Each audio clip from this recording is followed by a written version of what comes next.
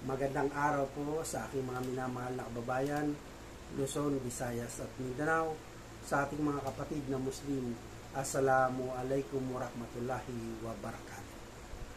Welcome to my vlog.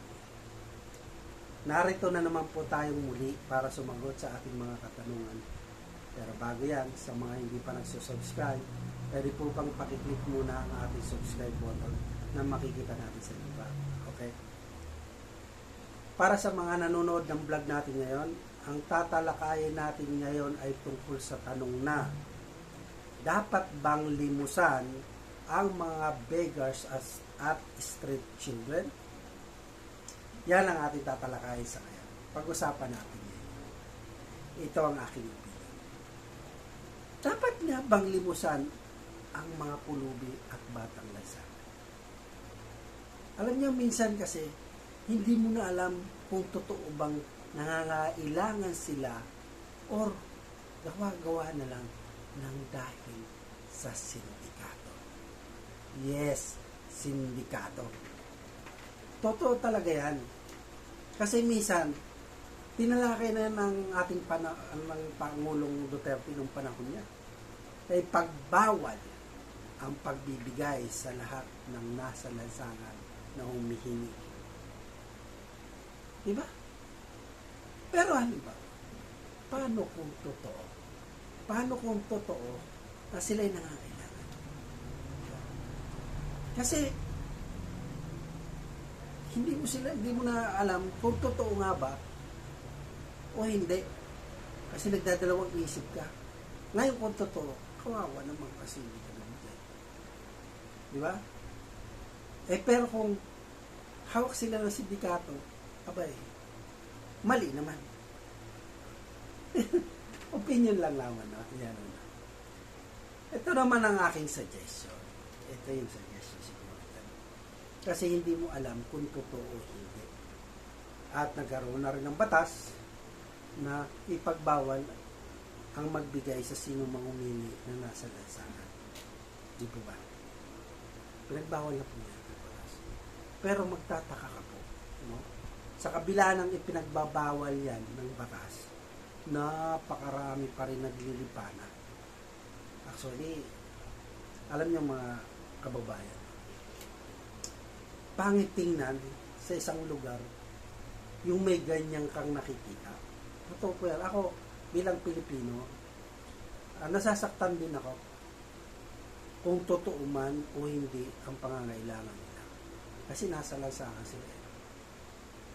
Paano naman kung ginagamit lang sila sa sindikato? Diba? Ang sindikato kasi, grabe, no? Patuloy silang gumagawa dahil sa hawak sila ng sindikato. Halimbawa, hindi hawak sila ng sindikato. Pinagbigyan natin yan.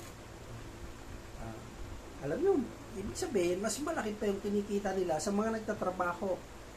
Bakit? O sa piso-piso na lang ilagay mo, ay ibigay mo, no? Piso-piso na lang. O, sa loob ng maghapon, 1,000 ang nagbigay dyan. Di ang kita niya is 1,000. Di ba ba? O, mas malaki pa sa minimum na sahod na nakukuha nila. Kaya dumadami siguro ang street children. Makikita mo, maghihingi dyan, ginagamit, dala-dala pa yung bata. Magtataka kasi, dala-dala yung bata eh. No? Tapos, wala pa pong kain. Ginagamit pa nila yung ganong sistema. Ibig sabihin, okay to, mas maganda pala itong malimos na lang tayo kasi mas malaki pa kinikita, di ba? O ngayon, balita ko pa nga dyan, may mga kailangan sa ganitong araw, hawak ng mga sindikato, kailangan ganito ang ang kita mo. Diba? Kasi tingnan mo, dapat higpitan natin sa mga LGU. Higpitan natin, total may batas na pinagbabawal. Kailangan dapat wala na dapat nang nasa lansangan. Kasi minsan makikita mo bulaga, stoplight, diba? Stoplight. Pag hinto niyan, kakatok yan. Nakasanglas, hindi mo talaga maintindihan kung bulag. O Hindi. Kasi alam nila kung guna. Oh, hindi. Oh, di ba? Pag guna yung ano, tatabi na sila. Di ba? Kaya dapat ang mga LGU, alisin lahat ng mga nagmamalimo sa lansangan. Ipagbawal talaga. Hulihin. Alam niyo kung bakit? Kasi meron na tayong pamamaraan na, di ba? Pag may kailangan ka, pumunta kayo sa LGU, meron tayong mga nagbibigay ng tulong, no? Doon kayo lumapit kung talaga may pangangailangan kayo. Di ba? Totoo naman eh. Di ba? Totoo man or hindi, dapat walang beggars or street children sa lansangan. Dapat wala talaga. Kasi isang ano na yan sa ating bansa eh. Makikita mo ang isang masaganang bansa o anong bansa, gumaganda ang bansa mo, kung wala yung mga yan. Ang pangit kasi tingnan eh.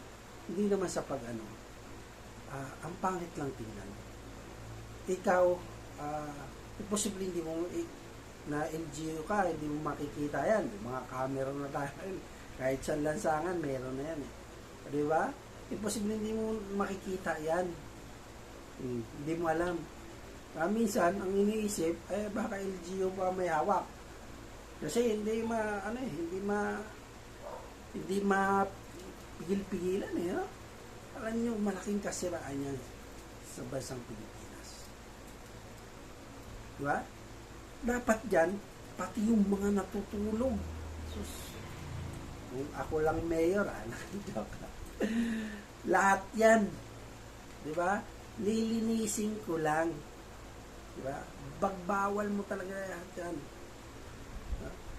Bigyan lang pwedeng tulugan kung pwede. Yung mga natutulog dyan sa ano, diba?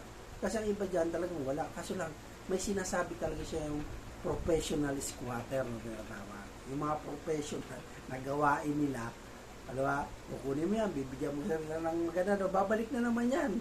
Ngayon yung binigay mo sa kanila, ibebenta yun. Diba? Yun yung mga tinatawag na professional. Oh. Ngayon, siyempre, kilala mo na yan. Kahit gano'ng professional niya po ang pagmumukha niya, kilala mo na, nakarecord na sa yan. Ang may papayo lang natin dyan, no? Sa mga LGU, bawat LGU, no? Ang lugar mo, linis. Linis yan. Kung talagang ikaw ang namumuno kung talagang gusto mo talaga yung pamumunong maganda, na yung gusto mo talaga na ang lungsod ko walang mga ganyan, magagawa. Napakadaling gawin yan. Parang, diba? Dati di ba, yung Maynila na lang, diba? Isko Moreno. Nalinis nga niya yung Maynila eh. May nagsasabi sa kanya, imposible yung mga, linis yan, daan yan, linis. Ibig sabihin, kapag may political will ka, kaya mo gawin. Kasi kayo, naglilipana. Ano ba? Yung mga kapatid natin na, yung mga badyaw na yan, na bumababa kapag Christmas season, no? Alisin lahat yan at ipagbawal. Bawalan.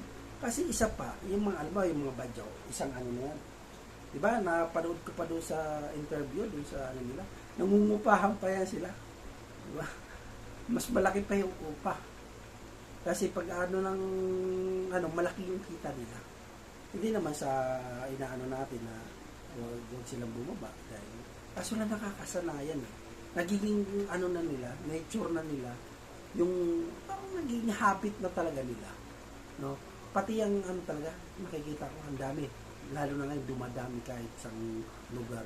Nakikita ko na talaga yung mga na nandiyan sa lansangan, no? Grabe talaga. Basta pag dumadating yung yung mga Burmans na yan, andyan na, makikita mo talaga sila. Andyan naglilipana sila. No? Kasi, siguro, yun yung pinakamadali na paraan at malaki. Pero dapat talaga pagbawal. Ito pa, yung mga binatilyo, aakyat yan sa jeep. Diba? Bago yan magagawin, magbabato yan ng mga sobre, ng mga, diba? Pag bato na mga sobre dyan, may kukunin niya mga yung pamunas, punasin yung mga sapatos, tsinelas mo. Diba? Tapos ito na. Kukunin na nila yan.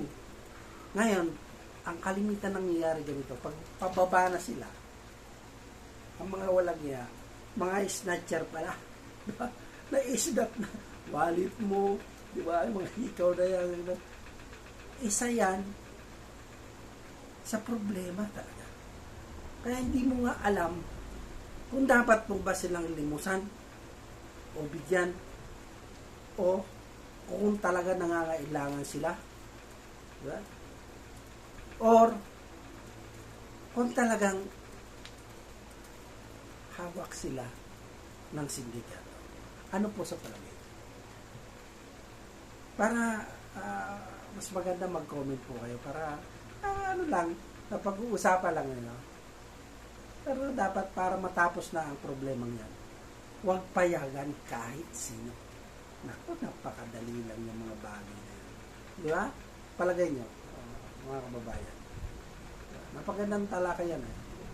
Mag-comment po kayo. Kasi ako hindi ako talaga sa kaya. Sa opinion ko, hindi ako sa kaya. Dapat yan. Kasi isang gusto ko, ako mahawak ng isang lugar, gusto ko malinis talaga. Walang masasabi. Diba? Kasi isang kasiraan talaga yan. So ano sa palagay nyo? Kasi mag-comment po kayo para dito. Ito yung napag-usapan. So hanggang dito na lang po muna. Hanggang sa muli, Robert agad, tandaan, pag may tanong, sagot agad. Marami po muling salamat. Ingat po lagi.